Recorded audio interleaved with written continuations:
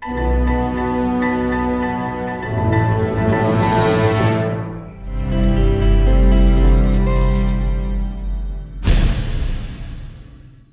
de TV Wallonie, bonjour. Bienvenue en 423 à Ragnarok.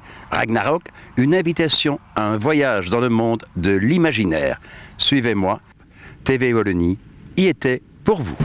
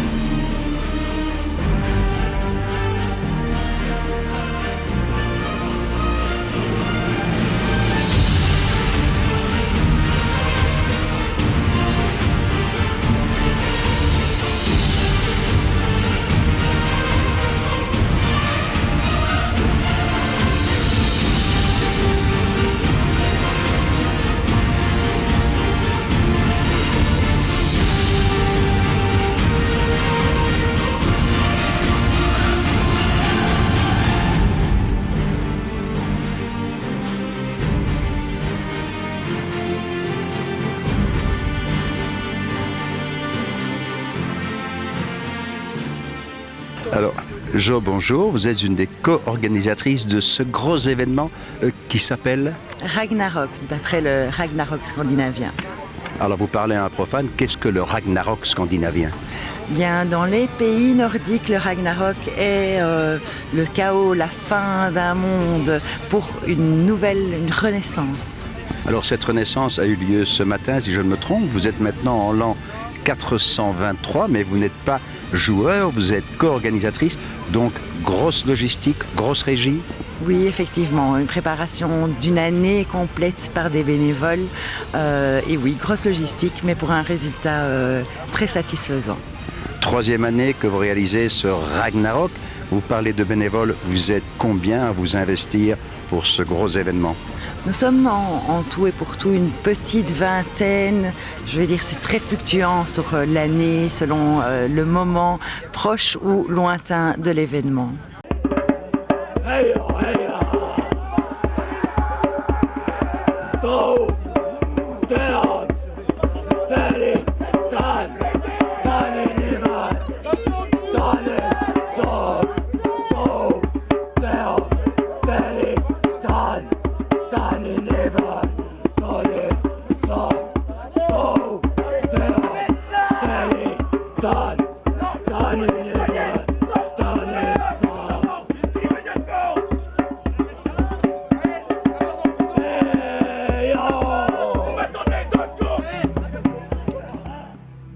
Nous sommes au cœur d'un jeu GN, grandeur nature, d'un jeu de rôle. Quelle différence entre le GN et le jeu de rôle de table? Le GN va se situer dans un environnement plus immersif. Ici, nous voyons dans l'encadrement tout autour de moi des tentes, des gens qui vivent vraiment le jeu.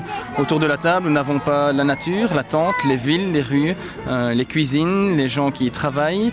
Nous n'avons pas une école, nous n'avons pas une hospitalerie, nous n'avons pas un endroit où les artisans peuvent vendre leurs matériaux. Autour d'une table, il n'y a que la table. Dans le jeu grandeur nature, tout est réel. Tout est imaginaire, mais tout semble réel pour le joueur qui, dès la première seconde, se retrouve vraiment immergé dans son personnage et dans une collectivité où chaque individu a son propre personnage. Alors vous parliez de Midgard, donc j'imagine, d'après ce que nous avons pu voir, qu'il y a différentes nations et puis différents types aussi de personnages, puisqu'il y a des guerriers, des pacifistes, mais encore. Les nations, effectivement, il y en a plusieurs. Certaines nations qui sont plus guerrières. Nous avons la cité de la Gestalt, nous avons le Rocher Rouge pour toutes les peaux vertes, les orques, les trolls, les gobelins.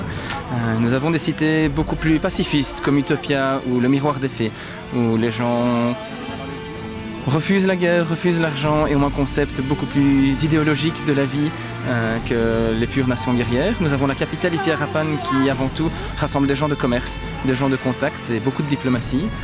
Nous avons le port La Rafle qui contient avant tout des marins et des gens qui vivent dans le port.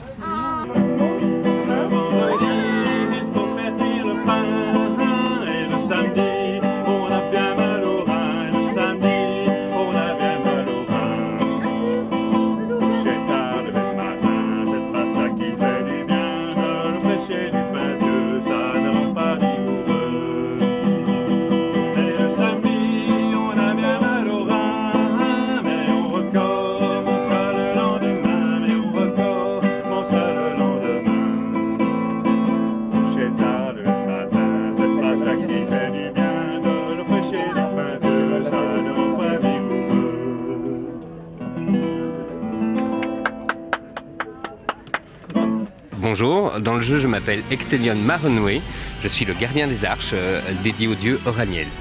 D'accord, et alors dans le jeu, oui, mais en dehors du jeu, quelle est votre participation dans ce jeu? Je m'appelle Marc et je suis responsable de la scénarisation du jeu. D'accord, comment ça se passe la scénarisation du jeu? Bien à l'avance, au maximum en tout cas, on fait un état des lieux de ce qui est proposé par les joueurs. On y prend les meilleures idées et on essaye d'inventer des découlements, des ressorts scénaristiques qui vont pouvoir interpréter et qui seront les événements auxquels ils seront confrontés pendant le jeu. D'accord. Et qu'est-ce qui vous inspire le plus? Les joueurs, leur demandent, ce qu'ils proposent et toute la culture qu'on a autour du médiéval fantastique qui existe dans la littérature ou dans le cinéma.